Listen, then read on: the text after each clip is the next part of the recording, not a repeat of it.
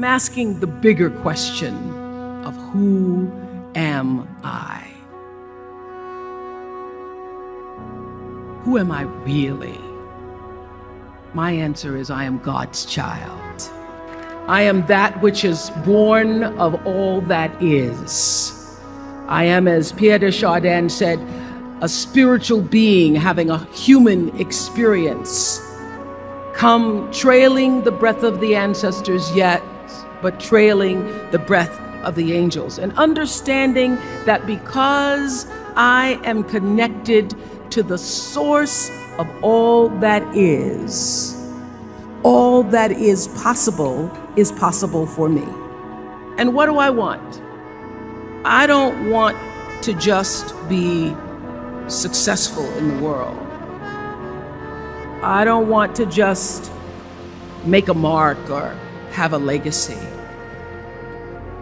The answer to that question for me is I want to fulfill the highest, truest expression of myself as a human being. I want to fulfill the promise that the Creator dreamed when He dreamed the cells that made up me. What do I want? You must have some kind of vision for your life. Even if you don't know the plan, you have to have a direction in which you choose to go. I never was the kind of woman who liked to get in a car and just go for a ride. You want to be in the driver's seat of your own life, because if you're not, life will drive you.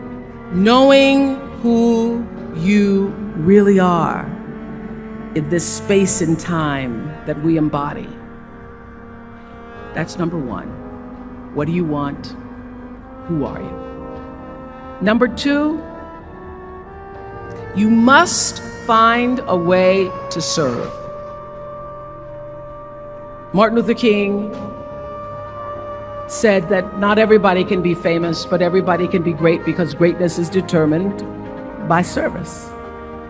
Now, we live in a world where everybody wants to be famous and where we admire people for just being famous. We think being known brings us value. The truth is, all of that will fade in time.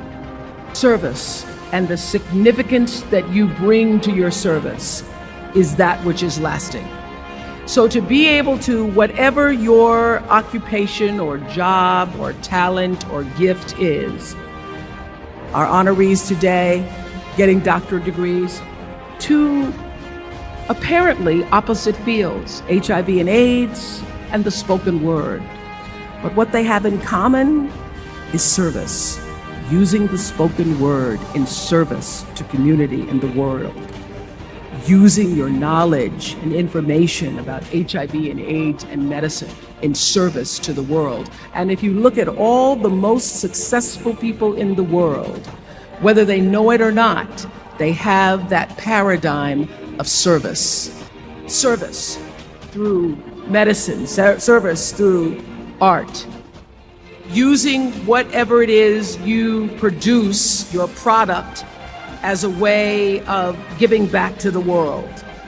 When you shift the paradigm of whatever it is you choose to do to service, and you bring significance to that, success will, I promise you, follow you. Be excellent. Let excellence be your brand. Everybody talks about building a brand. I never even knew what that was.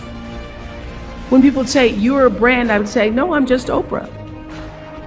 What I recognize now is that my choice to, in every way, in every example, in every experience, to do the right thing and the excellent thing is what has created the brand.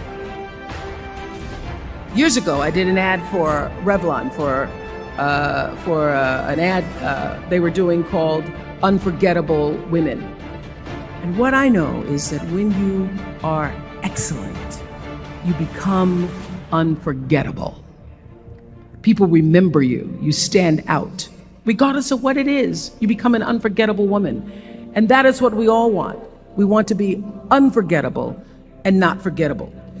So doing the right thing, even when nobody knows you're doing the right thing, will always bring the right thing to you.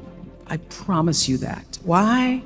Because the third law of motion is always at work. For every action, there's an equal and opposite reaction. That is so true in all of our lives. Everything you even try to do to me, already done to you. So you don't have to worry about revenge or getting back at somebody, making sure they pay. You just have to do the right thing, and the right thing will follow you even when people don't support it.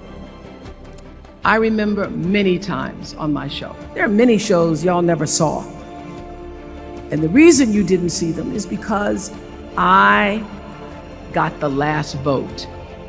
The most important thing I have come to know in doing the right thing and making the right choices is understanding what we talked about yesterday. All of you leaving here have the potential for enormous success. There's a price that comes with that. People don't always like you, and they're not always happy for you. And if you surround yourself with people who are not accustomed to your success, they become fearful, they become scared, because you are reflecting back something to them that they don't recognize. People who want the best for you want you to be your best. So my greatest advice to you is to surround yourself with people who are going to fill your cup until your cup runneth over. I'm so full, my cup runneth over. And to know that once your cup runneth over, you cannot spend your life with your gallon-size offerings, offering them to pint-sized people. You have got to surround yourself with gallon-sized people who can hang in the same company with you, so that you're not offering your gallons to those little pints out there who can't hold it anyway. The biggest choices begin and end with you, your internal big questions. Who do I want to be in the world? My relationship to source energy, to all that is God, your experience of that which is all life, which is divine and universal, being connected and aligned with that.